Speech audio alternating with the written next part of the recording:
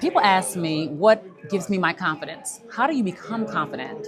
It seems so natural for you, but I'm here to tell you that that's not the case. Um, it's natural for me now, but when I was younger, I was fearful of speaking up. Number one, I had a stutter when I was younger, so I had to go to speech therapy and get over that. And I still do have sometimes, so that still lingers in the back of my mind. But what I realized was that as a singer, because that's what I do, and as a speaker, I had to get over the stage fright. I had to make sure that I connected with my audience because that's the whole point of getting up before people. You want to engage them, you want them to hear your message, you want them to believe you. And what I realized was that I was so insecure. I kept second guessing my talent and kept second guessing who I was and the message that I had, that maybe it wasn't so important that people needed or wanted to hear it. But as I matured and as I grew to understand who I was and that everything that made me who I am, my flaws, my imperfections, as well as my strengths and my talents, they were given to me for a purpose and they weren't just for me. I had a mission to share them, to pour into my community. The people that I meet, I don't meet them by accident. So when I take center stage, what I tell myself first and foremost when I'm full of nervousness is that it's not about me. It's about them.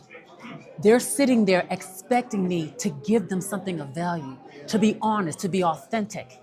And if I allow my insecurities and fear and shame to get in the way, I have failed at my mission. And that is something that I cannot do. I will not do.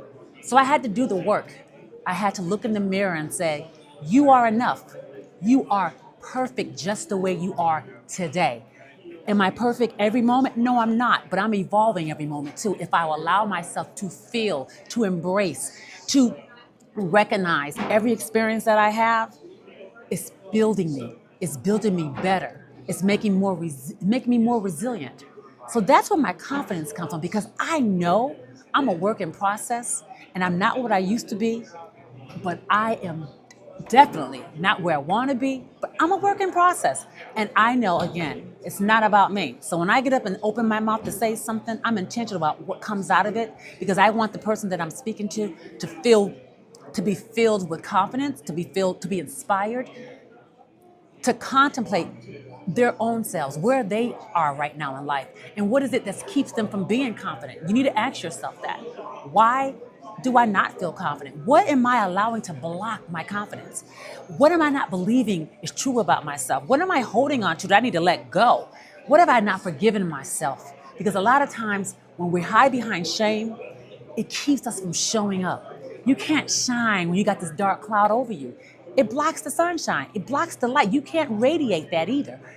And sometimes, let me say this, you can put on a mask. I wore masks for many years. And you can become such a good actress or actor at doing that, of hiding behind this mask. But when you exit the stage, when the lights go down, when you leave your peer group and you're by yourself, that heaviness comes on. And it's great that you may be able to pull it off in front of them, in front of your audience, in front of your friends and family. But it's horrible to go home and feel that sadness. You can only do that for so long. It's time that you get up in the morning because you want to get up in the morning for you first. When you look in that mirror and say, hey, it's another day and I can make it great. It's up to me. And yeah, I'm going to mess up. I'm going to fall down, but I'm going to get back up because that's what a winner is, a loser that got back up. So don't believe the lies. Don't even hold on to past experiences. Learn from those experiences. And when you see that you're just like the next person, whether you know it or not, but you're still standing, you still got breath in your body, you still got gifts and talents, you still have a story to share so that someone else who's where you are or were can get to where you are today, which is confident in who you are and what you are and whose you are if you're a believer like me. Then you'll begin to understand. I don't have no reason to be shy about who I am. I am who I am because I'm supposed to be who I am.